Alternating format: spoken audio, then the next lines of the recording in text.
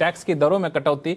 तो इसके अलावा भी मुझे लगता है कि बहुत सारे टैक्स हुआ करते थे जिसको पूरी तरह से खत्म कर दिया गया है, गिफ्ट टैक्स, प्रॉपर्टी टैक्स, कुछ वेल्थ टैक्स टाइप से। क्यों? यू सी, आज आप समझिए कि आज़ादी के बाद, आज़ादी के समय तो हमारा एक ही कानून था, वो इनकम टैक्स था, लेकिन आज़ादी के बाद तुरंत और 3 डायरेक्ट टैक्सेस को हमारे सिस्टम में जोड़े गए। एक एस्टेट ड्यूटी, दूसरा गिफ्ट टैक्स और तीसरा वेल्थ टैक्स। तो 4 टैक्सेस का एक पूरा जैसे बुके हो गया। और ये 97.5% के इनकम टैक्स के साथ, मुझे याद है उस जमाने में एस्टेट ड्यूटी हुआ करती थी 85%।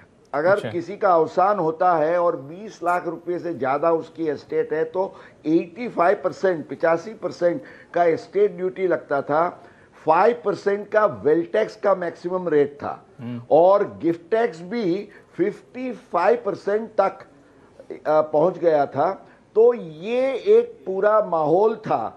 अब इसको हटा दिया गया। 1985 में सबसे पहले एक हिस्टोरिक कदम लिया गया कि राजा वीपी सिंह ने एस्टेट ड्यूटी एबॉलिश की, which was a big landmark reform. उसके बाद 1998 में हमें आजादी मिली गिफ्ट टैक्स से।